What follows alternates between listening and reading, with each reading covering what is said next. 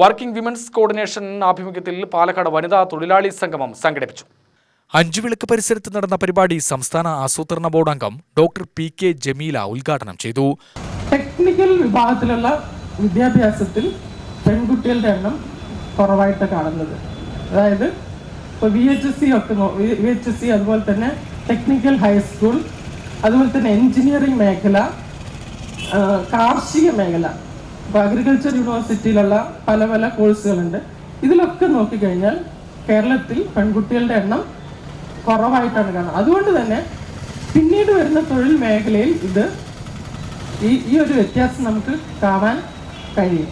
മറ്റൊരു പ്രത്യേകത എന്താണെന്ന് വെച്ചാൽ കേരളത്തിൽ വിദ്യാഭ്യാസം കഴിഞ്ഞിട്ട് അതേ വിദ്യാഭ്യാസമുള്ള ആൾക്കാരെ നമുക്ക് ഉന്നത ജോലി മേഖലയിൽ കാണാൻ കഴിയുന്നില്ല എന്നുള്ളതാണ്. അപ്പോൾ എന്തോ സംഭവിക്കുന്നുണ്ട് കേരളത്തിൽ.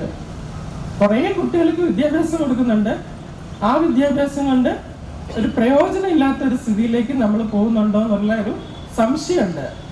കാരണം 100 കുട്ടികൾ നമ്മൾ ഉന്നത വിദ്യാഭ്യാസം കഴിക്കുന്നുണ്ടെങ്കിൽ ആ 100 കുട്ടികളെ നമ്മൾ തൊഴിൽ മേഖലയിൽ കാണണം, അത് കാണുന്നില്ല. വർക്കിംഗ് വിമൻസ് ജില്ലാ കൺവീനർ വി സരള അധ്യക്ഷയായി. CIT സംസ്ഥാന കമ്മിറ്റി അംഗങ്ങളായ L Indira, SB Raju, C Ambika, Asha workers federation സംസ്ഥാന joint secretary K Ramani, TM Jameela, K Geetha എന്നിവർ പ്രസംഗിച്ചു.